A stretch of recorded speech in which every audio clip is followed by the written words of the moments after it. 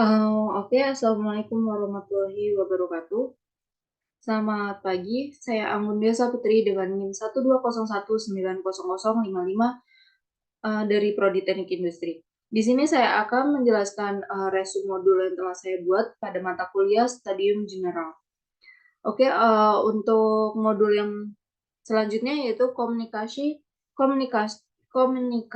for Research.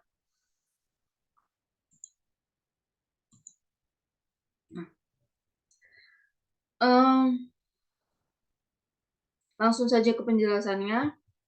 Pendahuluan, kemampuan untuk mendorong empati dengan cara yang benar-benar meningkatkan kehidupan masyarakat adalah pertanyaan penting karena empati terkait dengan hasil sosial dan emosional yang adaptif.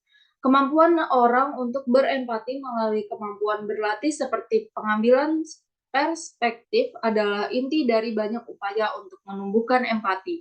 Empati lebih dari sekedar kapasitas untuk mengidentifikasi dan memahami emosi orang lain. Itu juga mewakili penyebab mendasar di balik apakah orang memilih untuk mengalaminya atau tidak. Perubahan motivasi yang berarti dapat menjadi fokus teknik lain untuk meningkatkan empati. Selanjutnya, social impact. Empati kapasitas adalah manusia untuk mengalami pengalaman, kebutuhan, aspirasi, kekecewaan, kegembiraan, rasa sakit hati, atau orang lain seolah-olah itu adalah miliknya, selalu memiliki efek. Dalam penelitian, empati dapat dikembangkan pada berbagai tingkat empati pribadi dan dalam aktivitas refleksif, seperti menulis, membaca, dan membuat sketsa. Empati digambarkan sebagai pergeseran imajinasi seseorang untuk memasukkan pikiran, perasaan, dan tindakan orang lain. Empati dapat didefinisikan sebagai kombinasi dari intuisi dan kognisi. Pertanyaan penelitian harus jelas, relevan dengan topik atau fokus pada studi, sulit diperdebatkan atau terbuka untuk banyak interpretasi. Pertanyaan harus mampu menggambarkan tujuan penelitian dan memiliki prosedur penelitian yang jelas, serta mampu mengidentifikasi metodologi penelitian yang tepat. Selama tahap wawancara, mendalam wawancara dan informan hanya menghabiskan waktu bersama yang singkat. Informasi dikumpulkan untuk tujuan penelitian melalui tanya jawab tatap muka antar wawancara dan responden atau orang yang diwawancarai. Selanjutnya, ensuring visibility. Setiap tahun lebih dari 2,5 juta artikel ilmiah yang diterbitkan dan jumlah itu terus akan bertambah. Akibatnya, memastikan bahwa posting menonjol tidak pernah lebih penting.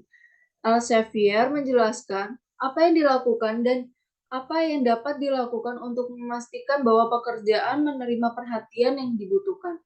Setiap artikel memberikan digital object, identifier atau doi khusus yang menunjukkan versi terbaru dari karya tersebut.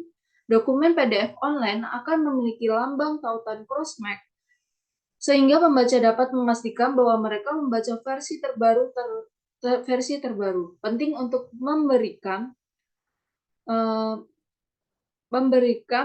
dalam berbagai cara yang bermanfaat untuk membantu pembaca memutuskan dengan cepat apakah penelitian tersebut berkaitan dengan kebutuhan dan minat mereka.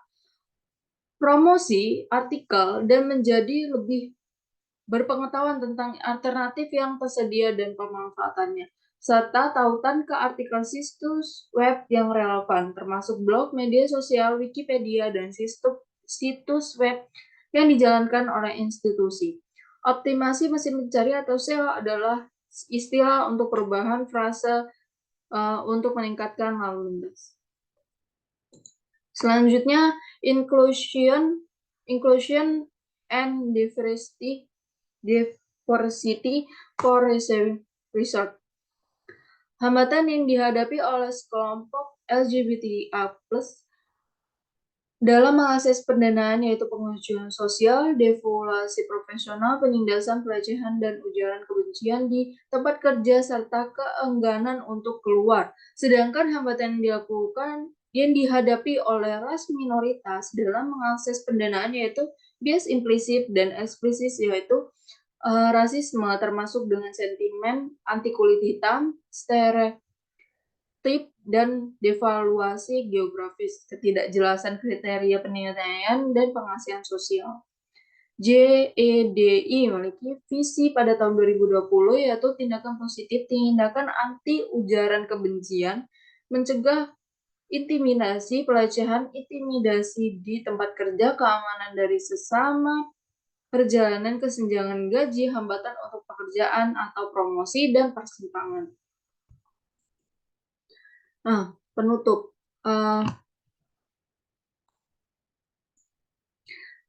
Interferensi tidak berpengaruh pada hasil yang terkait dengan pemrosesan yang menunjukkan kondisi batas untuk intervensi ini. Dalam penelitian, empati dapat dikembangkan pada berbagai tingkat empati pribadi dalam aktivitas refleksif seperti menulis, berbicara, dan membuat sketsa. Dalam peta perjalanan, ide dan perasa pengguna dapat diisi untuk membangun narasi dan informasi tersebut. Kemudian dapat disederhanakan oleh dan dipoles untuk menghasilkan representasi visual dari perjalanan pengguna. Pemanfaatan peta jalan ini dimungkinkan untuk melakukan penelitian, eksplorasi, dan dapat digunakan untuk mengkonfirmasi temuan terbaru yang akan didukung oleh peneliti primer dan sekunder. Oke, mungkin itu saja yang dapat saya jelaskan. Untuk kurang lebihnya saya mohon maaf dan saya akhiri. Wassalamualaikum warahmatullahi wabarakatuh.